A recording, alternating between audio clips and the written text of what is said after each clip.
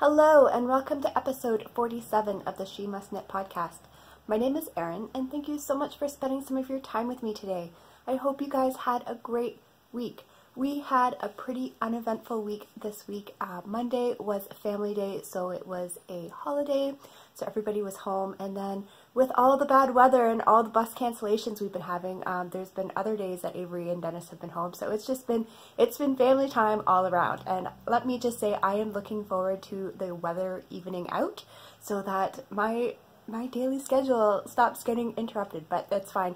We've been having a really nice time just kind of hanging out and watching movies and just playing games and doing stuff like that, so it's been really nice. So yeah, I hope you had a really nice week too. What do I have for you today? I have two finished objects. I have a new cast on, that's really exciting. I have some updates on some projects that I'm not going to show you, but I just wanted to update you on. I have a Cal announcement, a new knit along in the group, and then I have this week's collection. So yeah, let's get started. I'm going to have a quick sip of my coffee today. I've got back to my friend's mug. I have decided to retire my holiday mug for the season. It's almost the end of February. I figured it's about time, so I'm just going to go back to my friend's mug. Even though my holiday mug was so nice and big, this is fine too. So I've got my friend's mug.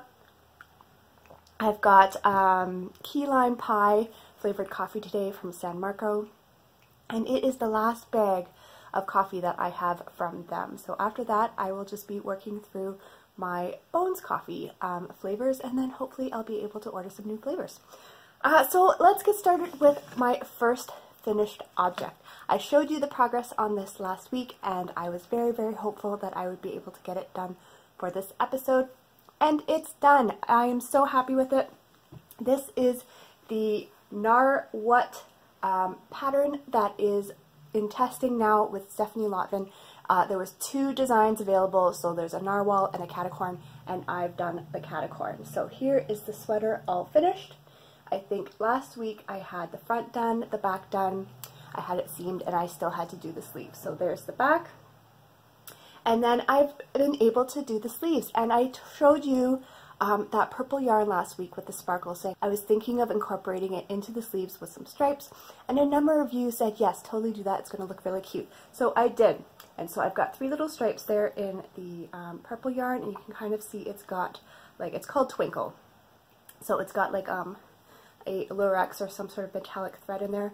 And yeah, I think that looks really cute. It pulls, I used that same yarn for the tippy top of the horn, so it kind of pulls that in, and it did allow me to get full length sleeves. So I had, when all said and done, the main color, so the gray, I used a large skein of Miss Babs Yowza. So it's 560 yards, one skein. I only had one, and I wasn't sure how much length I was going to get out of the sleeves after I finished the body, and that's why I was thinking of incorporating the stripes.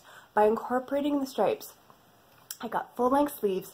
I think I have maybe 10 grams of that yarn left. So I'm going to keep it aside because right now, I think I'm going to pop in a picture right now of Avery modeling this sweater. We took some pictures yesterday. She was very accommodating. But the sleeves are the perfect length for her right now, and I feel like she's going to outgrow the arm length before she outgrows the body because she is so teeny weeny. And so I want to keep that yarn, the little bits that I have left over, so that if I decide, if she ends up really enjoying wearing this sweater, and it gets to the point where, you know what, I don't think it would look odd because I prefer my sleeves a little bit shorter, so I think it'll be fine.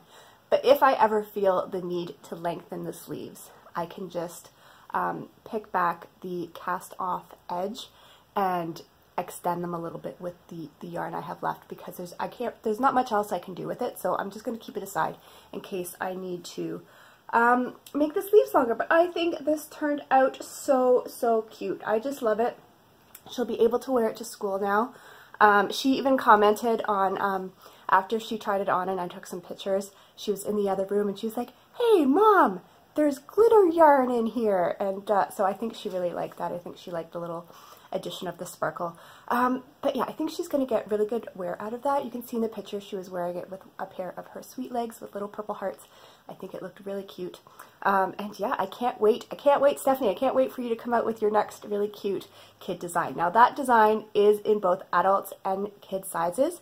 I don't believe it's released yet because she's still going through all the sizing tests, but I imagine sometime in March it will be released, and I will let you guys know in case there's anyone in your life who needs a narwhal or catacorn sweater. The actual knitting of the pattern was very straightforward, very easy. The only thing that might be a little more complicated if you haven't done intarsia before is the actual intarsia, but really it's totally doable. So I'd say if you really like the look of that design and you want to give it a go, totally give it a go. Her patterns are so well written. So that is my first finished object, and then my second one, I'm sure you could have anticipated this one, but I finished my February Desert Vista Dyeworks socks.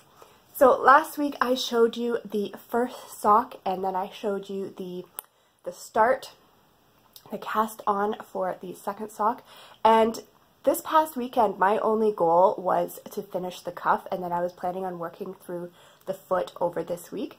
But I finished it. I finished the whole sock on the weekend. So I have to say, this is, if you've been following me for a while, you may know that I generally prefer to do just plain vanilla socks for my monthly Desert Vista Dyeworks socks. But because I'm doing a lot of gift pairs this year, I wanted to experiment with some other patterns that may lend to a better fit. So I wanted to try this one. This is the Jangles sock, and it is top down. And I really liked the look of this heel, and I thought with the ribbing and just the way that the heel was constructed that it could possibly fit really nicely for people when I don't have them to try them on. So that being said, and with this being a pattern sock, and with me usually preferring to do a non-pattern sock, I would totally do this pattern again. I didn't feel like the ribbing or the moments in the pattern where I had to pause and refer to the pattern and figure out what I was going to do next impeded my speed at all. There's really only, I think, 2 instances where I had to just kind of refer to the pattern. Basically, you're casting on, you're doing a ribbed cuff for as long as you want, and then you have to kind of stop and be like, okay, what am I doing to do the heel shaping? It's very simple. So once you read the pattern, you're like, okay, that's what I'm going to do. You can work through the whole heel shaping without having to look at the pattern, so that's just knit, knit, knit. And then there's a heel turn here. Once you look and see, okay, what am I doing for the heel turn? Okay, got it. Knit, knit, knit. And then it's just decreasing. And it was a very straightforward pattern, and I think these will fit really, really nicely. Now, I am going to add, so this is the second sock here, and last week I talked about the heel and how to get it so that the stripes continued on really nicely. I worked with my working yarn up to the point where I was rejoining, and then I broke the yarn, removed some yarn to get back to the correct striping sequence, rejoined, and then continued on. And I said with the second sock, my plan was to, when I got to where you were doing the heel turn, was to work from the other end of the ball so that I didn't have to wind off some extra yarn that was just going to possibly go to waste, or I'd have to, you know, put into something, another project or whatever. Well, I am a big fat liar. I did not do that with this second sock, and it's mainly because after I finished the heel increases and I got to the heel turn, I just totally forgot, and I just kept going, and I was halfway through this little heel turn when I remembered, and I was like, oh poop, I forgot to do that. But I don't know if you're going to be able to notice. So I didn't rip back, and I didn't end up winding off yarn, because when I stopped my increases and I started doing my little heel flap, I left off on a perfect stripe. So it's the yellow one there. I left off on a perfectly full stripe. So there was no little blips of other colors. It was a full stripe. After I did my heel turn and I got back to joining in the round, I was starting again with another full stripe. So there wasn't going to be like this little bit of peach right under the yellow. It was starting with the light pink. And so I thought, okay, how noticeable is it that in this striping sequence there's no peach there? So usually you can see here it goes yellow, peach, light pink. There's no peach there, but I don't think it's very noticeable. Do you guys think it's really noticeable? I don't think my brother's girlfriend's going to notice. So I decided, just so that I didn't have to cut yarn, and so I didn't have to pull off anything, so I didn't have to rip back and redo what I was planning to do. I was just going to leave it, and I did, and I think it looks totally fine. The other thing I did mention last week too is that with my striping socks, I like to do the second one where I rewind my cake so that the stripes are going in the opposite direction, and I did that. So you might be able to tell now that the stripes are going in the opposite direction. I just really like doing that. I think it's a really neat look. I like that I don't have to worry about trying to match the stripes up because they're not going to match, and I just think it looks like a really, really nice pair. So those are done. I finished them in plenty of time. Like, I think I finished them on Monday. So just a little bit less than a week before the end of the month, and February is the shortest month of the year, so I should be fine barring any, like, I don't know, major life drama that keeps me from knitting my monthly socks. I should be fine for at least the 6 months that I want to do.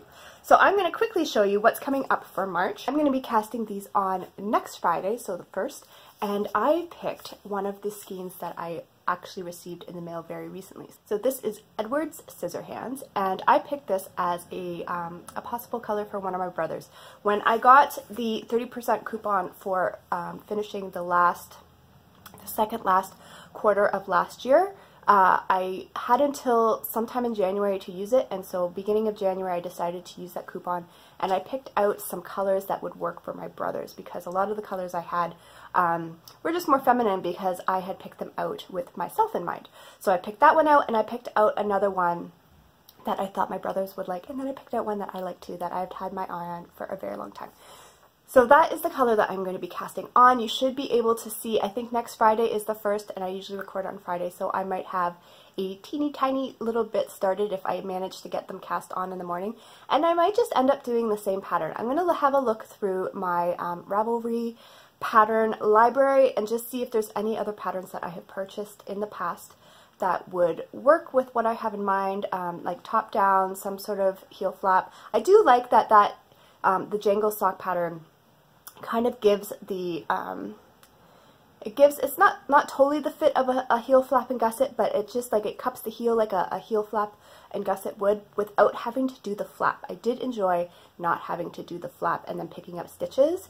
It was just the increasing the turn and then the decreasing. So I might end up doing that pattern again. I might have a look through my library and pick out something else. We will just have to see. We'll have to wait until next week and just see what ends up happening. So those are my 2 finished objects. So next I have a new cast on, and this is one that I wasn't planning on casting on. It wasn't on my radar, but the other night my husband was asking me, he was telling me about someone he works with, and can you guess where I'm going with this? Someone that he works with had a baby, and he wanted to know if it would be at all possible if I could make a little something for the baby. I think he really likes this person, and so I thought, sure.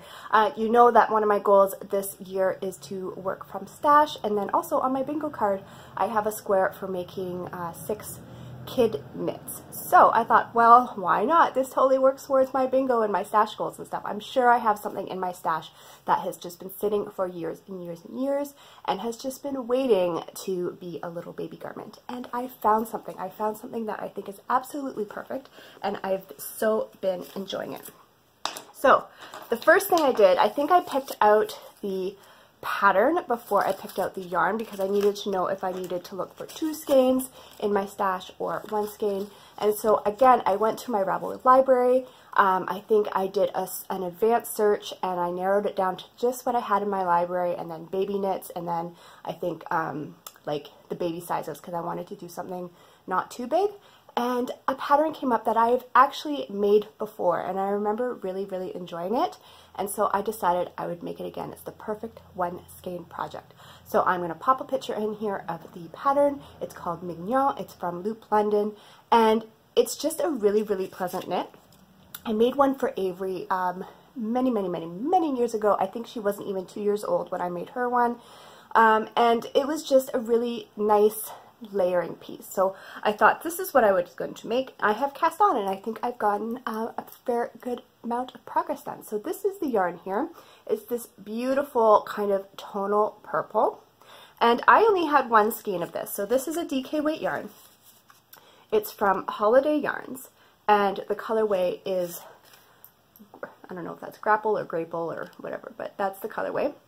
And yeah, I've had this in my stash for years. I think I actually got this as, I don't know, I think I did pick it out. I think I placed an order with Holiday Yarns, and there was a problem with the order, and as part of their customer service, which was lovely, they allowed me to pick out a skein that they would include with my order at no cost. So I picked out this skein, and I've just had nothing to, like, I had no project that it called out for. And I think originally I was planning on making a hat with it, but I'm not really a big hat knitter, so it's been sitting. Well, it is going to be this lovely little baby garden. So this is what I have so far. And one of the things I love about this pattern is that generally it is very simple. So you're just casting on, it's a cardigan, so you're working back and forth. And the increases, like the shaping of this cardigan is all done with the increases and then the cables. The cables get bigger and bigger as you go down. The increases are incorporated into the cables, and so it just adds a really nice flared look.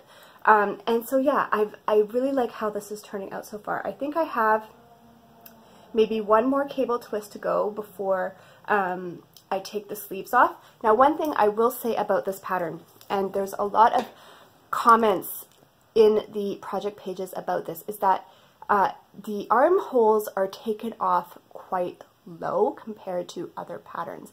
And I think in most cases this is fine. I mean, the babies aren't really doing much. This pattern is only written for a 3 to 6 month old size. There's just one size. So yeah, the babies aren't doing very much at that age that they need, you know, a lot of mobility with their arms. But I was looking at my past project that I made for Avery, and I do tend to make a lot of notes with my projects, and I was reading my notes, and I noticed that my project had been marked helpful. So you know how sometimes there'll be those little lifesaver icons on people's projects, so other people have found them helpful, so they mark them helpful. So mine had been marked helpful, and I was like, oh, I wonder what people found helpful. And so I went to look at my project, and I think it's because I had mentioned that I had cast off the sleeves, or sorry, not cast off, I had taken the sleeve stitches off sooner than in the pattern, and I found it led for a better fit, especially if you were adjusting the pattern for an older child. And I was like, oh, thank you, past Erin, because I hadn't even thought of that. I was just going to follow the pattern as is, but I think I am going to take my past self's advice and try and take the sleeve stitches off a little earlier than stated in the pattern. I'm sure I have that original knit somewhere upstairs. I do have a box of knits that I've made for Avery. A lot I've given away, but there are some that I've kept. I have a feeling that I kept that one, but I just don't want to go dig it out. So I've been trying to look at the pictures that I posted of her in it, just to try and figure out where I took the stitches off, and I think I'm coming up to that point. So I think I have maybe one more cable cross to do, and then I can take the stitches off, and then it's just increasing and cabling and so on and knitting until you get to the end of the ball, basically. Now, I did do something else. I went out this week. I popped over to Walmart, and I think it's been a while. I think August was the last time that I made a little baby knit. I don't know if I picked out anything for that one, but usually when I make a little baby knit as a gift, I like to include a little outfit to go with it, so that there's something for that knit to be worn with right away. It's not just like, oh, well, what are we going to do with this? So I was at Walmart earlier this week, and I found this really, really cute outfit. And I think it will be perfect to go with this little cardigan. So you can see there's the little bunnies and the little pants, and it's like this nice little purpley color.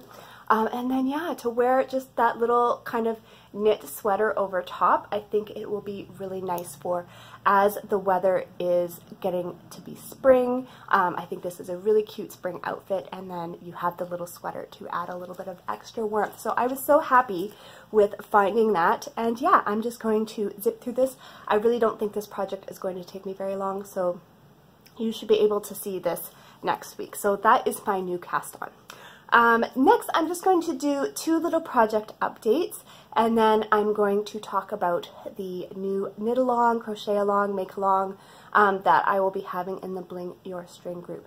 So 2 little updates. Last week I showed you my little spinning snafu with Mr. T and the drive band for my spinning wheel. I mentioned that I was probably going to have to order a new drive band, and then I was going to have to wait for that to come, and it was just going to delay the whole progress. Well, I decided, I did look it up, and I found the place that I could order it from, and it was going to be, I think, $20-something plus $10 shipping. So it's going to be like $30 for a new drive band. I was like, man, I just really don't feel like spending $30 on, you know, a rubber cord right now. So I did decide to try and fix it myself. I figured the worst that would happen is that it wouldn't work and I'd have to order it anyway. But I think I fixed it. I have not had the courage yet to sit down and start spinning it because I'm afraid it's going to like snap in my face. But the material that the cord is made out of, and I did look this up. I wasn't just experimenting. I looked it up online to see if there was a way I could fix it. And what the suggestions were is that it's the type of material that if you hold over like a candle flame, let it melt slightly, and then you push it together and it kind of bonds again, and then let it cool. And so I did that, and I put it back on my wheel, and I was able to stretch it up onto the thing that it sits on to spin. And it's been sitting there for a couple of days. So I just wanted to make sure that once I put it on, it wasn't going to like snap apart again. It's been sitting there for a couple of days, so I think later today, or definitely this weekend, I'm going to try and spin with it again. But Mr. T started going after it again. Oh my goodness. So the wheel is currently sitting over in its little wheel spot over there with a garbage bag over it because I was like, you just broke it. Stay away. I think I'm going to have to, because I mean, it does not look very nice with a garbage bag sitting on my wheel. I think I might have to sew like a little cover or something, just to keep him from picking at that band. Like, I don't want to have to take it off every time I spin, take it on and off. But yeah, I think I might have to make some sort of little cover or something. But that's update number 1. Update number 2 is I have continued to work on my granny stripe blanket, and last week I showed you the basket and how the yarn was going, and I thought I would show it to you again. So I'm not going to show you the blanket. I will show you that later on. But look how much progress I've done. This basket there's really not that much left in there. I feel like this is a couple of more sessions of adding to the blanket and that will be empty. And I have found a really nice little time in the evenings after dinner when Avery and Dennis are playing Legos or whatnot, or we watch a show or something before she goes to bed. I have found a really nice time then to just kind of sit and add a little bit to my blanket. So I've been able to work on it every night. I feel like that goal of catching up on my blanket is going to be completed very shortly.